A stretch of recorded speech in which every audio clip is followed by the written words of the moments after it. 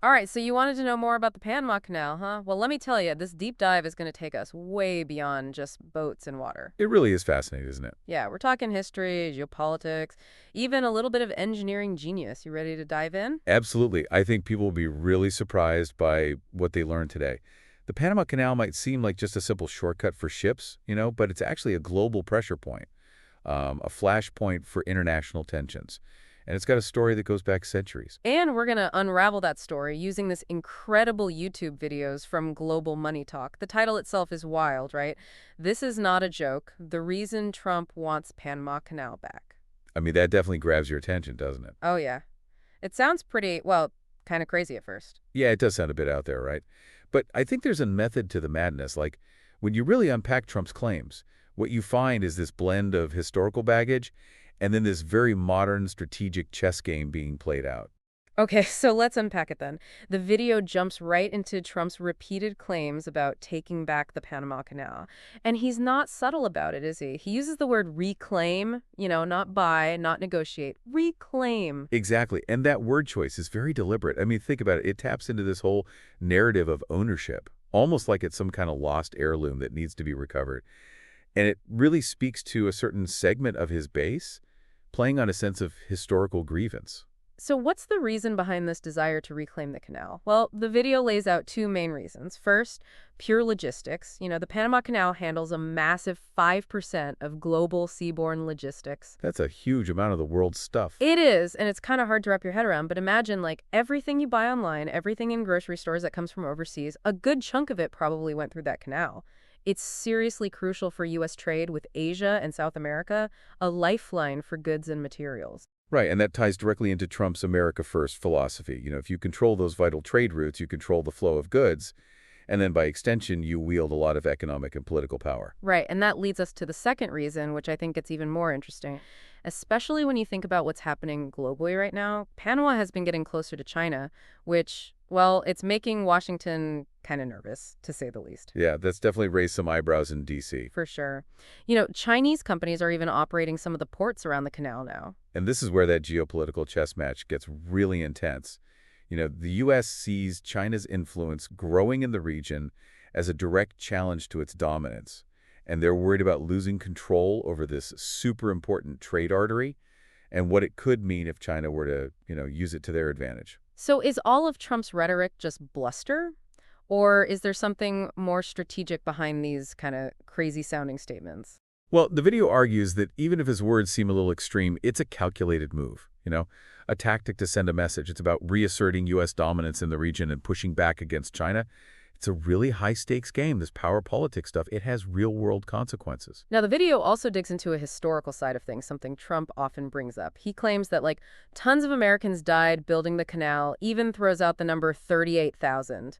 And he uses this to say, the U.S. paid a big price for the canal, so they deserve to control it. But Panama, on the other hand, they strongly disagree with those numbers. Their official records point to a number closer to 20,000 deaths, although the exact number is still debated, even today. But what is important to remember is that most of the people who died were actually workers from the Caribbean, not Americans. Yeah, that's a really crucial point. The whole story about how the canal was built, it often forgets about those workers, what they contributed, the sacrifices they made. It's true. And this is where I think we really need to dive deeper into the history of the Panama Canal, because it's a story full of ambition, tragedy, and ultimately a fight for control. The video starts by introducing some key figures from this period, like Vasco Núñez de Balboa. Hold on, I need a quick refresher. Balboa, he's the guy who discovered the Pacific Ocean, right? That's the one. Back in 1513, he was a Spanish explorer who came across the Pacific while going through the jungles of Panama. And that discovery, it sparked this dream of a canal connecting the Atlantic and Pacific, a shortcut that would totally revolutionize global trade. Wow, so the idea goes back that far. It's incredible to think about how much of an impact Balboa's discovery had. I mean, Panama even named their currency after him, the Balboa. Talk about leaving a legacy. No kidding. He definitely left his mark on history. He was a complex figure, though. Some historians call him a hero, others, well, not so much. But regardless of how you see him, his discovery set off a chain of events that shaped Panama and the whole world, really. So what happened after Balboa? Did Spain just say, all right, let's build this canal? Not quite. It was actually France that first tried to take on the massive job of building the canal. They had just finished the Suez Canal in Egypt, So they were feeling pretty confident, ready to do it again in Panama. They thought it would be pretty easy, but But they were in for a rude awakening, huh? yeah, big time. The video talks about how the French ran into all sorts of problems. Disease, the terrain was way tougher than they thought, engineering setbacks, and then on top of all that, a huge financial scandal. It's like everything that could go wrong, DRD go wrong. Exactly. It was a total disaster. Thousands of workers died from yellow fever and malaria.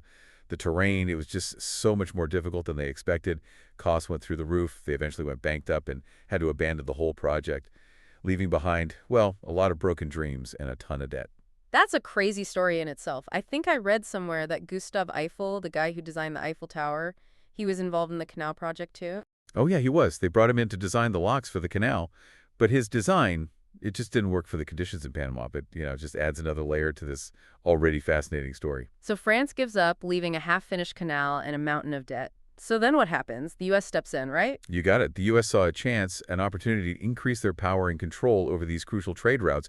They swooped right in after France gave up, supported Panama declaring independence from Colombia in 1903, and then, boom, they quickly signed a treaty, got the rights to build and control the canal, and got to work. Wow, that all happened fast.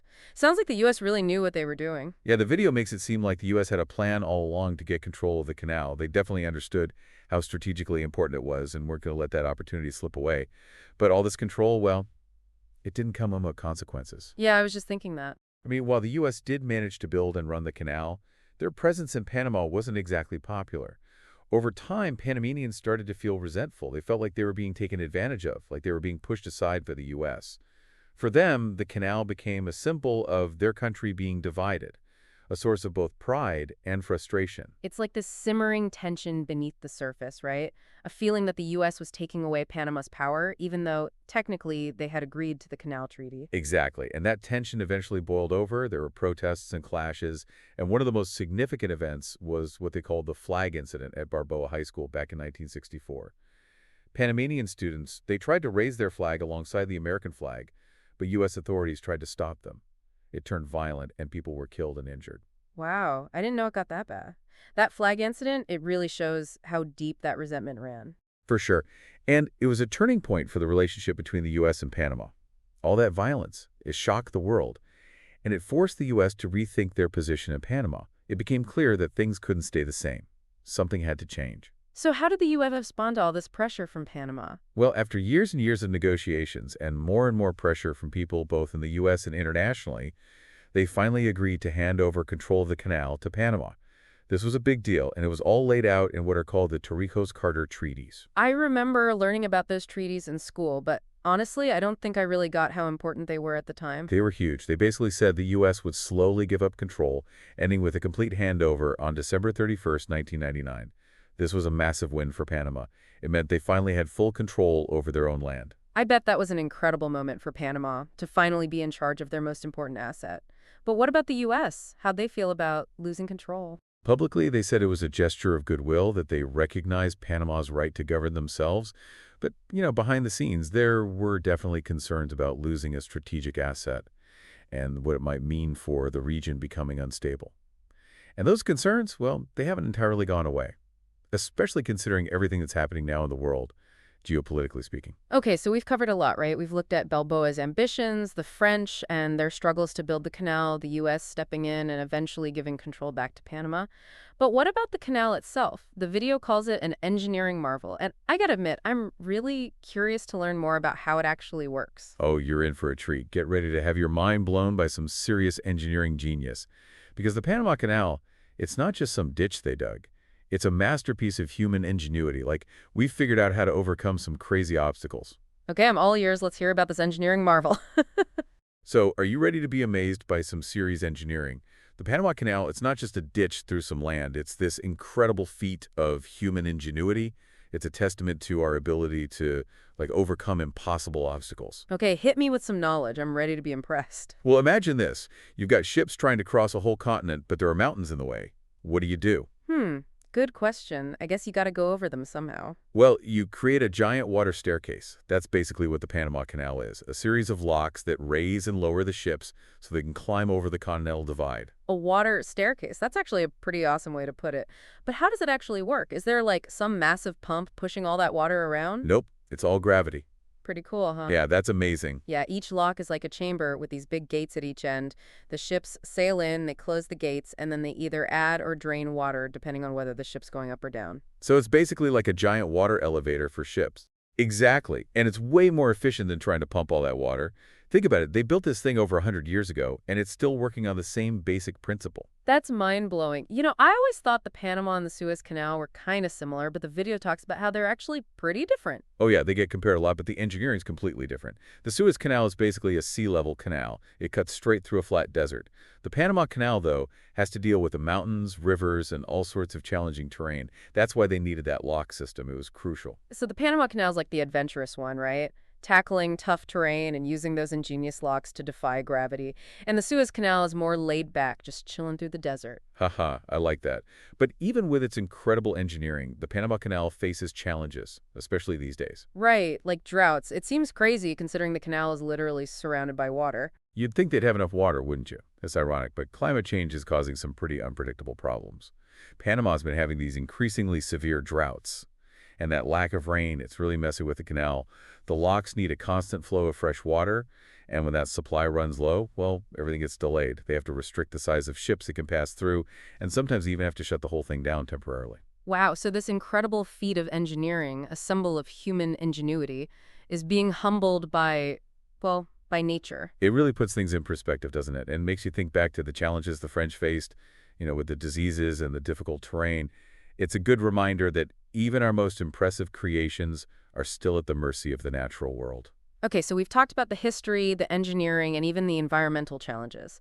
But the video doesn't stop there. It goes on to talk about what's happening globally, and things are getting interesting. Yeah, it's a wild ride. The world's changing quickly, and the Panama Canal is smack dab in the middle of it all. The U.S., which used to be the big player in the region, is facing some serious competition from rising powers like China and Russia. It's like a whole new world order. The video said that China has actually become Latin America's biggest trading partner. They've overtaken the U.S. And by 2021, China's trade with the region was, get this, double that of the U.S. It's a pretty clear sign of China's economic power and their interest in the region. They're investing a ton of money in infrastructure, natural resources, and they're building political alliances. They see Latin America as a key part of their Belt and Road Initiative, which is this massive global infrastructure project that's meant to connect Asia with the rest of the world. So it's not just about trade, right? They're thinking long-term, building partnerships, securing resources. Exactly. It's all very strategic. And China's not the only one the U.S. needs to be thinking about. The video also talks about Russia and their growing influence in the region, especially in the energy sector and through military alliances. Wait, Russia, what are they doing in Latin America? Oh, they're definitely making their presence known, just in a different way than China. Russia's been strengthening ties with countries like Venezuela, Cuba, Nicaragua, offering economic and military support in exchange for political backing. They've also been selling a lot more of their energy to the region, like diesel to Brazil, for example. So it's like this huge chess game with multiple players, all happening in Latin America. China's focused on economics, Russia's using its energy and military connections, and the U.S. is trying to hold on to its power. You got it. And this brings us back to Trump and what he said about reclaiming the Panama Canal. It might sound crazy at first, but when you look at it in the context of this global rivalry, it starts to make a little more sense. It's like he's trying to remind everyone that the U.S. is still a major player, even with China and Russia challenging them. That's one way to look at it. But it's also important to remember that the U.S. has a long history of being involved in Latin America, especially Panama. And it hasn't always been pretty. Right. The video mentions Manuel Noriega, the dictator of Panama, who was working with the CIA. What a tangled web. Yeah, Noriega's story is a prime example of how complicated U.S. foreign policy can be. They supported him for years because they saw him as an ally in the fight against communism. But when he got too powerful and started going against U.S. interests, they turned on him pretty quickly. And they didn't just stop supporting him. They launched a full-on invasion in 1989 to get rid of him. Operation Just Cause, that's what they called it. It was very controversial. The U.S. said they did it because Noriega was involved in drug trafficking and human rights abuses, but a lot of people saw it as just another example of the U.S. trying to control the region. It makes you wonder if the U.S. might try something like that again, especially now with China and Russia in the picture. That's the big question, isn't it? What does all this mean for the future of the Panama Canal? It seems like it's caught in the middle of this global power struggle. This is getting tense. What happens next? Wow, we've really gone deep on this one, huh?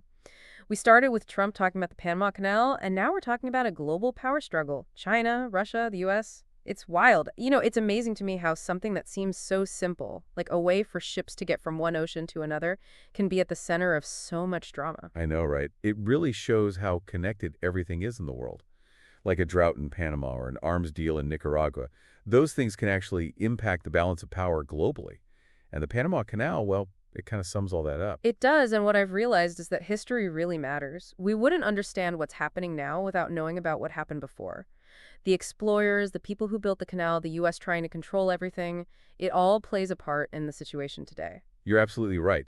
History isn't just a bunch of names and dates in a textbook. It's alive. It affects us today and it'll shape the future.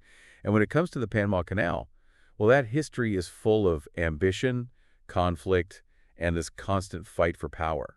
So what now? Where do we go from here? The video leaves us with a lot of questions, but I'm not sure I see any clear answers. Yeah, if I could predict the future, I'd be a rich man. Try to say what's going to happen, especially in a region as complex and, well, unpredictable as Latin America. But we can look for clues, right? Try to see the big trends, the potential trouble spots, and use those to get an idea of what might happen with the Panama Canal and how it'll affect the world. Okay, so what should we be watching for? Give us some expert insight. Well, keep your eyes on the competition between the U.S., China, and Russia in Latin America. It's a region that's full of resources, it's strategically important, and, well, the countries there are starting to assert themselves more and more.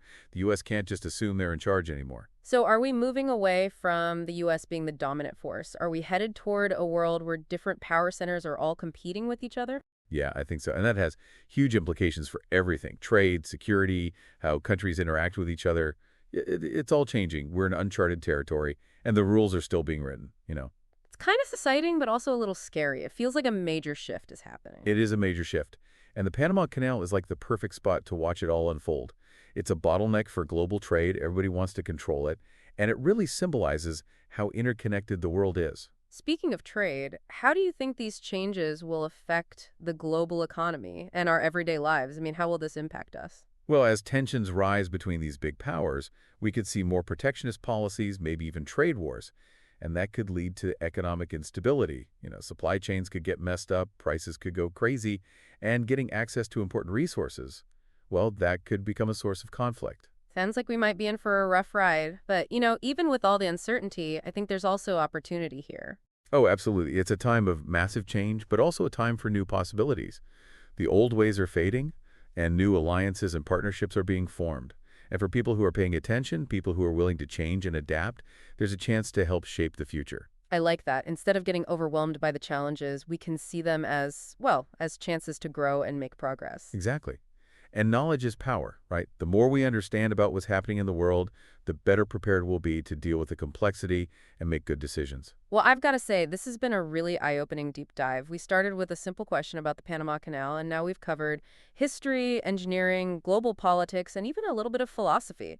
It's amazing what you can learn when you really take the time to dig into something. It's been great exploring all this with you. I hope this inspires you to keep learning, keep asking questions, and keep trying to understand the world better.